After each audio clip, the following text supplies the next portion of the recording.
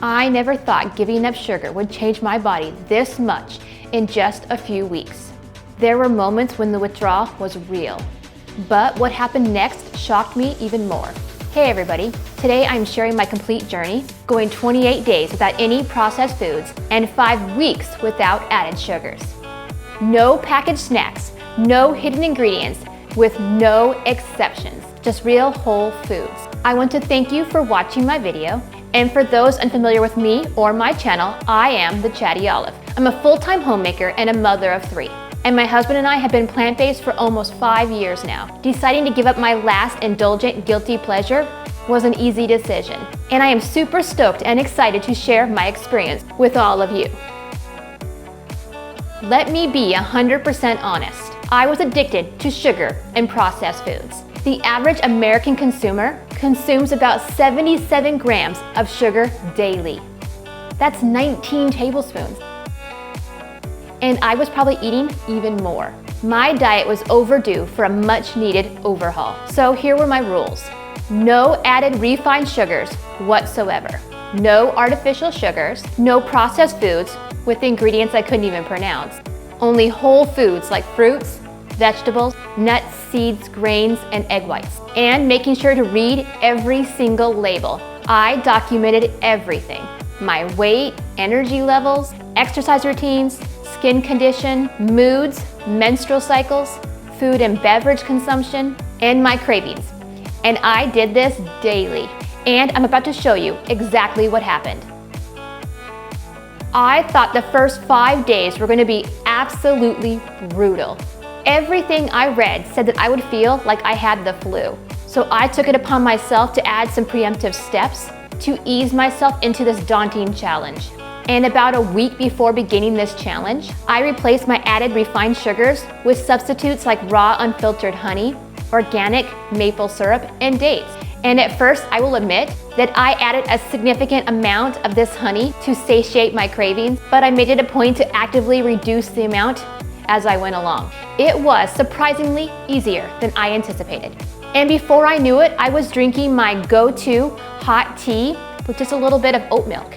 The honey was no longer necessary. And I'm being completely legit when I say this is something I could have never done before this challenge. Everything I read said that days 1 and 2 were when headaches started, with irritability off the charts. By day 3, fatigue should be hitting hard, and I should expect to barely get through my workouts. And by day 4, my cravings should be so intense that I would literally dream about donuts. And by day 5, I would seriously be considering quitting not even a week into my challenge. Seriously?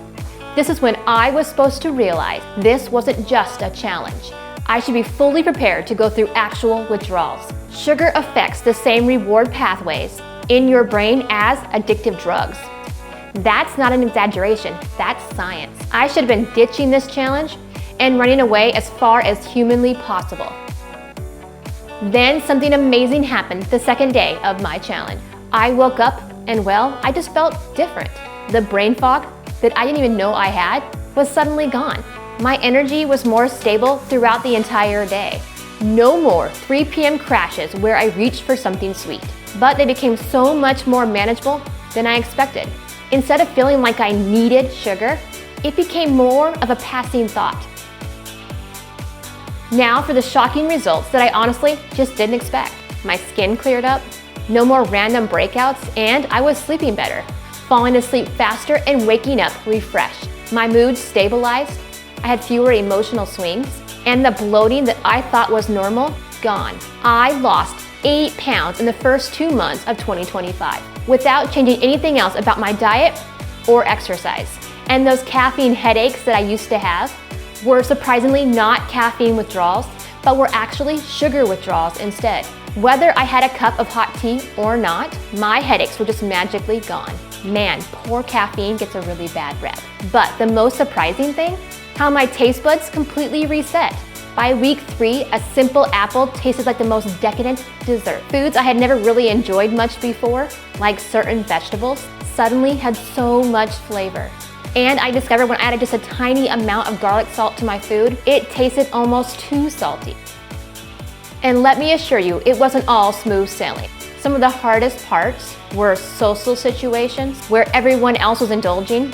Admittedly, I opted to spend most of the month staying close to home. I was personally afraid that my momzilla would reveal itself. And looking back, I had nothing to worry about. And discovering so much sugar in foods that I thought were healthy, eating out became nearly impossible. Hidden sugars are everywhere.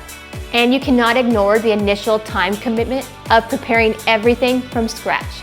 I had to turn down birthday cake, forget navigating restaurants. I actually just skipped going altogether. And explaining to my kids why I didn't purchase our typical staples. Not always fun.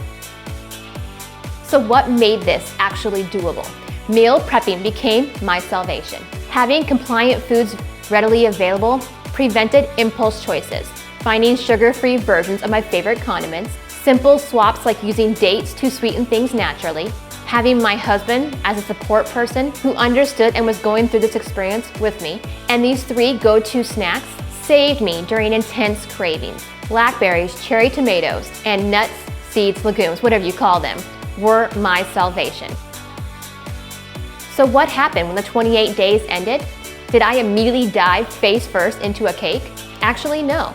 The most valuable outcome was how this reset my relationship with sugar. I will reintroduce a few limited processed foods in moderation, but I'm much more intentional now. I can now taste when something has added sugar immediately, and often it's too sweet for me now. My body has recalibrated to appreciate natural flavors, and I have a whole new appreciation for food. This challenge taught me that what we consider normal cravings might actually be addiction, and breaking that cycle was harder than I expected, but also more rewarding. I kicked my sugar addiction into oblivion. I discovered and overcame food addictions that I didn't even know I had.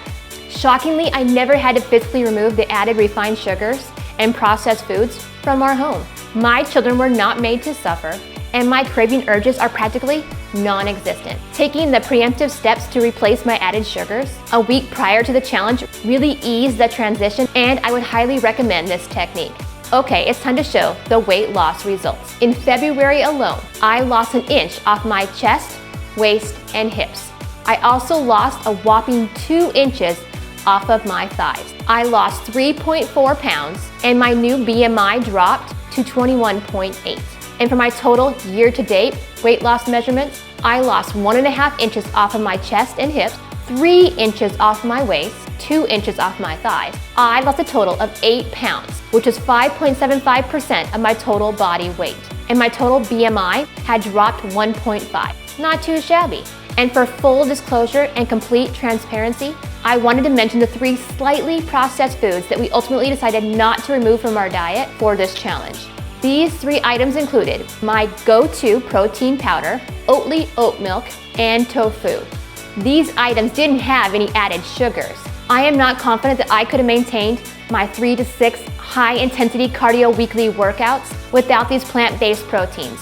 If you are feeling stuck with your weight, energy, or health, I can't recommend this enough. Not as a permanent lifestyle necessarily, but as a reset that might show you just how much better you can feel. Not to mention our grocery haul savings. Processed foods are crazy expensive and the biggest culprit, in my opinion. When was the last time you read the ingredients labels? I was shocked to learn how many products added multiple types of added refined sugars. It is not a wonder that obesity is a worldwide epidemic. Oh, and about halfway through this challenge, my sodium intake dropped significantly as well. Have you tried cutting out refined sugars or processed foods? Let me know in the comments. And if you are thinking about trying this challenge, I encourage you to save this video for reference. Trust me, you'll need the motivation around day 4, unless you tried my nifty little tip of replacing your added refined sugars about a week before beginning this challenge. Please let me know if this jumpstart tip helped you reach your goal as well. I hope you found this video helpful. If you are interested in learning more about my 2025 weight loss journey, or if you are interested in learning the thrifty ways I save and earn thousands a year, committing an hour or less a week, then please check out my YouTube channel. Please don't forget to like, share, comment, subscribe, and hit that notification button so you don't miss out on my next video. See you in our next chat. And remember, one small change can lead to surprising results. Thanks for chatting. Until next time, stay chatty.